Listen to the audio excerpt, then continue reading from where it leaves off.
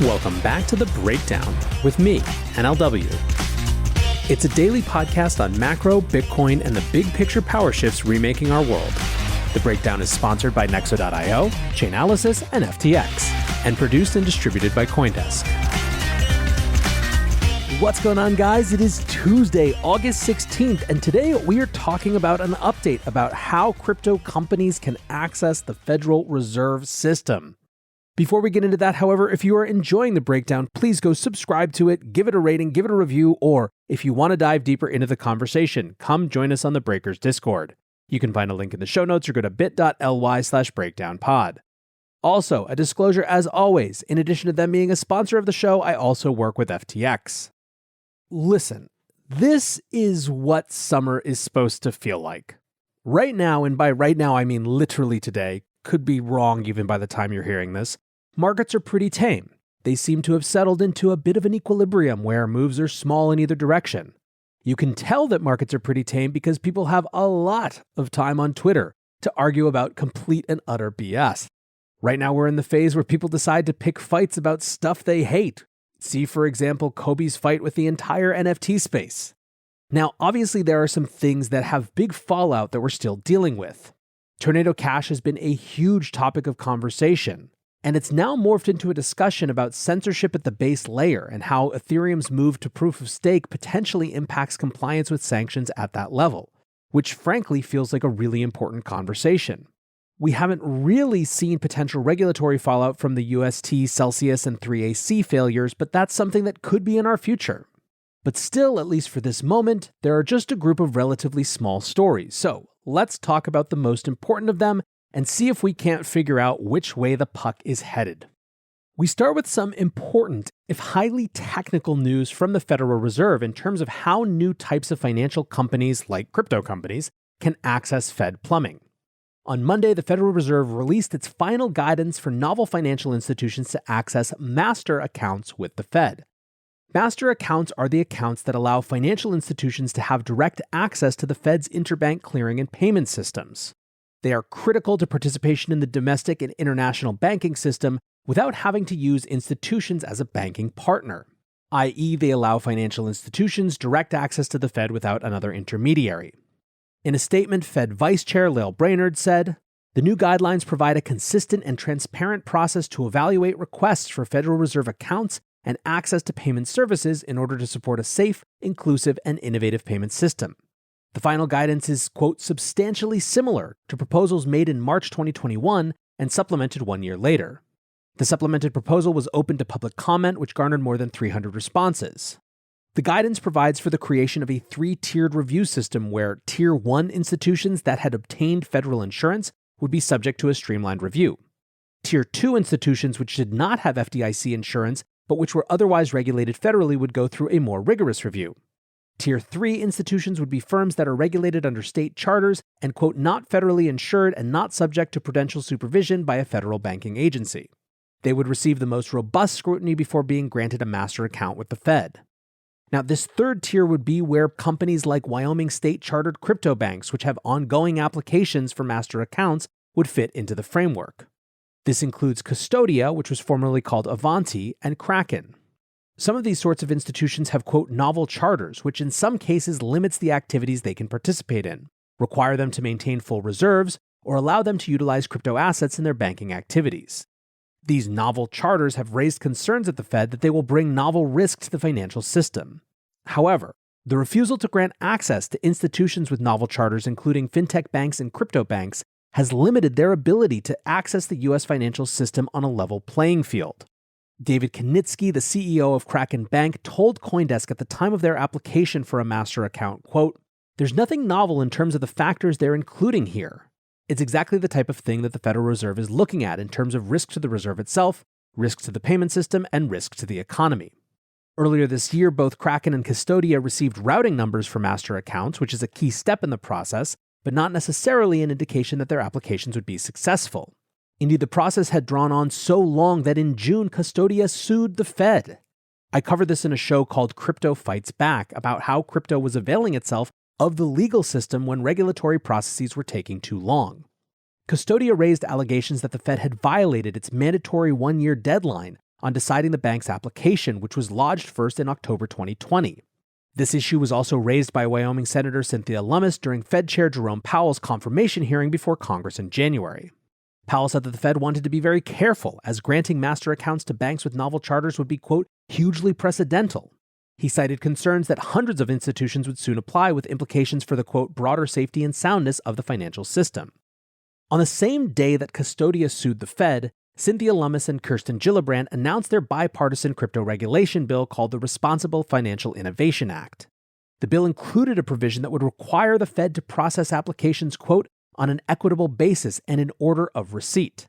An aide to Lummis said on the provisions of the crypto bill, quote, giving more regulated financial institutions access to the payment system reduces risk because it allows more visibility into who owes what.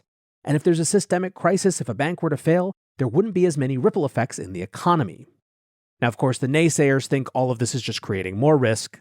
Arthur Wilmarth, who's an emeritus law professor at George Washington University, said in June, I'm very concerned about the idea that uninsured banks of any type would have access to Fed services and more broadly proliferate, because we've had very bad experiences with non-federally insured banks in the past.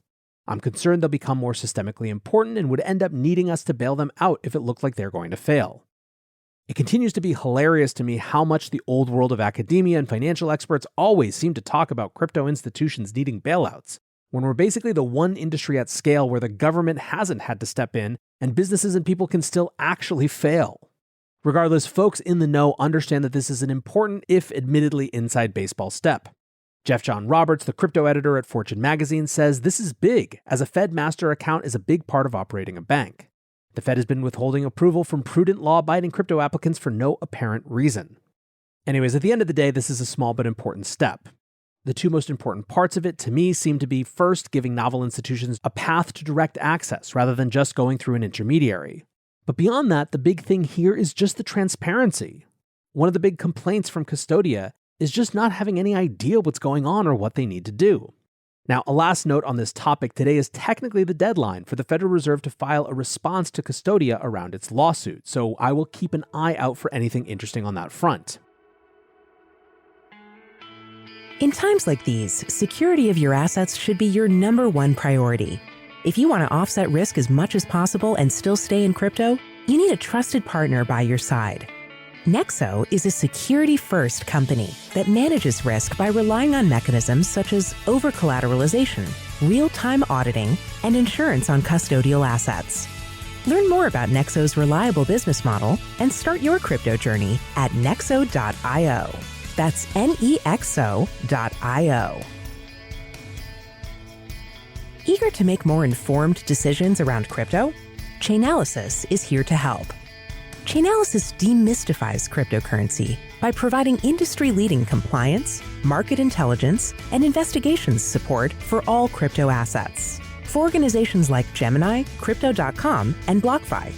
Gain unparalleled visibility and maximize your potential with the leading blockchain data platform by visiting us now at chainalysis.com/Coindesk. The breakdown is sponsored by FTX US. FTX US is the safe, regulated way to buy and sell Bitcoin and other digital assets with up to 85% lower fees than competitors. There are no fixed minimum fees, no ACH transaction fees, and no withdrawal fees. One of the largest exchanges in the US, FTX US is also the only leading exchange that supports both Ethereum and Solana NFTs. When you trade NFTs on FTX, you pay no gas fees. Download the FTX app today and use referral code BREAKDOWN to support the show. Let's move now to a couple related if slightly different topics. In the institutional crypto world, there are some new entanglements and some detanglements. Crypto venture firm Dragonfly has acquired Metastable Capital, which is one of the oldest crypto hedge funds, for an undisclosed amount. Metastable was founded in 2014 by, among others, Naval Ravikant. It had over $400 million in assets under management as of their Q2 filings and was an early investor into Ethereum, Avalanche, Cosmos, Starkware, Near, Zcash, Filecoin, Definity, Algorand, and more. Now, Dragonfly has been a fund on the rise. In April, they raised $650 million for their third crypto fund, and LPs included Tiger Global, KKR, Sequoia China, and many others. One of the interesting dynamics you're seeing during this crypto bear market has to do with long-term money, in other words, venture capital, which is locked up for much longer than liquid hedge funds, being in a slightly stronger position relative to those liquid funds. Those liquid funds are looking nervously about a potential wave of upcoming redemptions, where investors withdraw their funds, reducing the total AUM and making it harder for those liquid funds to continue. That means on the one hand that some of those more liquid funds are trying to add venture arms. Dragonfly, for its part, has both ventures and liquid, two very different approaches for different investment strategies.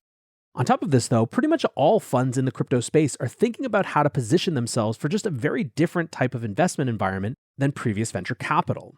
One of the common threads you're seeing is a lot more emphasis on hiring coders and technical researchers. Dragonfly says in their post announcing the acquisition, quote, "Crypto is driven forward by technological breakthroughs. An investment approach that doesn't understand the underlying technology is always going to be shallow. That's why much of our team is composed of technologists, hackers, and researchers." Now, you've seen this from a ton of firms, and it's a fairly big shift. There was another piece of news today that made this point well.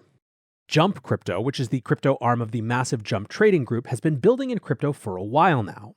They were a driving force behind Wormhole, which was a cross-blockchain bridge that was exploited earlier this year, leading to Jump spending $320 million or so to cover losses. Clearly, then, they have the battle scars of this space. They just announced today that they're building a new validator client for Solana. The project is called Firedancer. Jump Crypto president Khan of Korea, who by the way started as an intern, wrote, "First attempt at a second independent client implementation outside the ETH world as far as I know. Years of working in the Solana community has only deepened our conviction in the project, and we're pumped to get our hands dirty and double down." So this is basically software to help secure the blockchain, but they're also working to propose a number of, quote, significant upgrades to Solana's open source core software. Anyway, the point relative to this show is that this is increasingly normal behavior for investment firms. Whereas Web 2 investors always used to talk about how much value they could add in terms of connections or advice, this is a different paradigm where investors are actually building tools that make protocols more useful and, theoretically then, more valuable. However, as I mentioned, in addition to new alignments like Dragonfly and Metastable, there are some breakups happening as well. Last year, Galaxy Digital started to work towards an acquisition of crypto custodian BitGo, but it hasn't gone so well. Frank Chaparro from The Block wrote a few years ago, "Galaxy's acquisition of BitGo, which was touted as the largest crypto deal of its kind at $1 billion last year, still hasn't closed after 16 months. If the deal falls through, Galaxy will have to pay BitGo $100 million. Deal was originally expected to close during Q4 of last year, but looks like Galaxy's plans to list its shares domestically are being held up by the SEC, which is in turn impeding this deal." Frank wrote that on August 7th. This week, on Monday, BitGo announced that it is planning to sue Galaxy for backing out of this $1.2 billion merger. It's seeking $100 million in damages, and in a press release said that Galaxy was refusing to pay this breakup fee. The law firm representing BitGo said an attempt by Mike Novogratz and Galaxy Digital to blame the termination on BitGo is absurd. Either Galaxy owes BitGo a $100 million termination fee as promised, or it has been acting in bad faith and faces damages of that much or more. A spokesperson for Galaxy said that the company believes, quote, BitGo's claims are without merit. BitGo did not provide certain BitGo financial statements needed by Galaxy for its SEC filing. Galaxy's board of directors then made the decision to exercise its contractual right to terminate. Now, we still don't have a ton of details, but it shows that deals are never done until they're actually done.